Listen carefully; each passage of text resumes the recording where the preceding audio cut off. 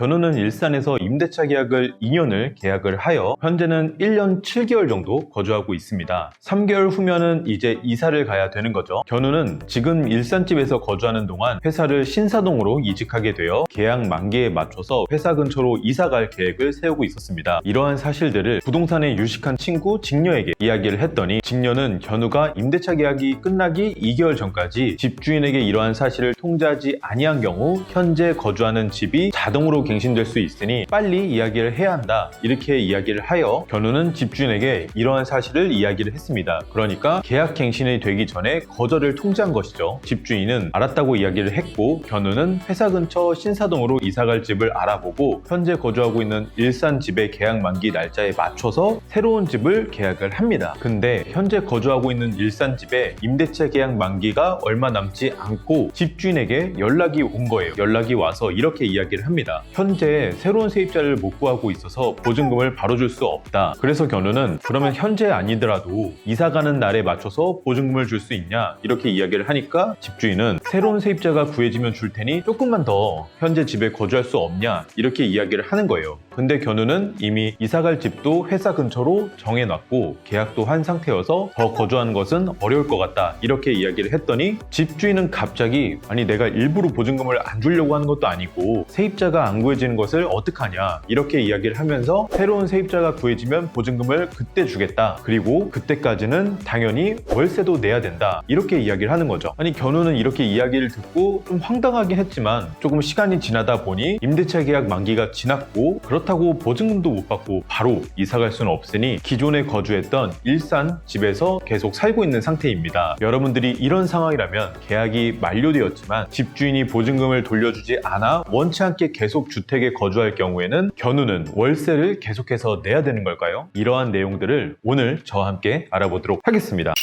네, 안녕하세요 여러분들. 여러분들의 슬기로운 주거생활을 책임지고 있는 신사 킹공입니다.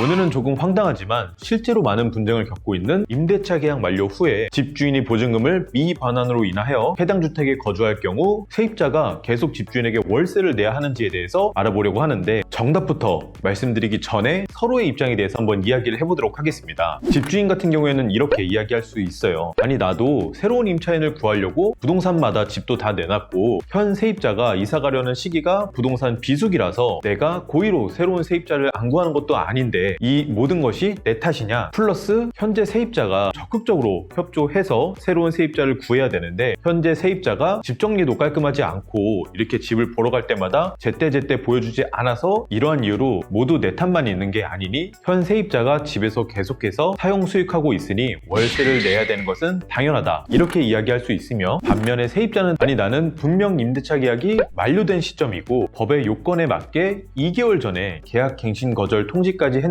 무슨 소리냐, 또는 아니 내가 원해서 거주하는 것도 아닌데 분명 집주인이 보증금을 돌려주지 않아서 거주하는 것인데 월세까지 내라고 이야기하면 당연히 억울할 수 있습니다. 플러스 이사 가려는 새로운 집을 구하고 계약금까지 지급을 했다면 새로운 부동산 계약으로 인해서 손해가 발생할 수 있는 상황에 내가 월세까지 내는 것은 말도 안 되는 이야기다, 이렇게 이야기를 할 수 있습니다. 집주인과 세입자 서로의 의견이 대립하여 많은 분쟁이 생길 수 있는데, 제가 이 분쟁에 대해서 정확하게 정답부터 이야기를 해드리면, 세입자는 월세를 내지 않아도 내야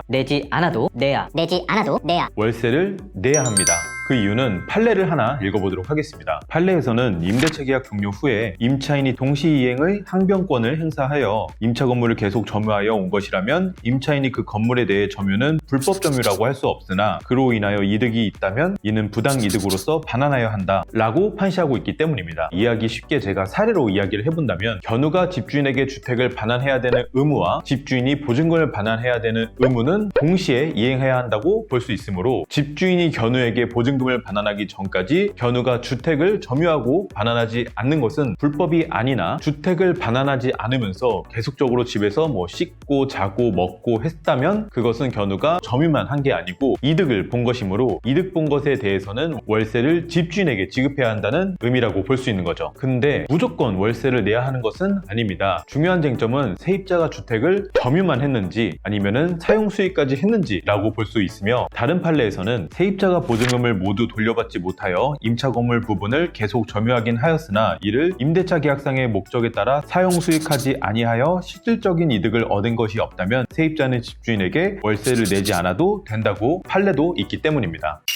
위와 같은 상황이라면 세입자는 그럼 어떻게 해야 되냐? 첫 번째로는 위 판례에서 본 것과 같이 점유만 하고 있으면서 사용 수익을 하지 않는 방법이 있습니다. 단 여기서 중요한 점은 점유입니다. 점유하고 있다는 아무런 표시 없이 내 짐도 다 빼오고 사람도 거주하지 않는다면 점유를 종료한 것으로 보일 수 있으며, 점유가 종료되면 기존에 제가 갖추고 있던 대항력이라든가 우선 면제권 이런 것들이 모두 소멸할 수 있으므로 이 점 특히 유의하시기 바랍니다. 두 번째로는 임차권 등기 명령 신청하는 방법이 있습니다. 임차권 등기 명령 신청에 대해서 제가 간단하게 이야기를 해드리면, 내가 그 집에 살지 않고 주민등록을 변경하더라도 내가 기존에 갖고 있던 대항력을 대신해주는 제도라고 이야기할 수 있으며, 오늘 에피소드에서 임차권 등기까지 이야기를 다 하면 영상이 너무 길어질 수 있으니 임차권 등기 명령에 대해서는 제가 추후에 개별 주제로 다뤄보도록 하겠습니다.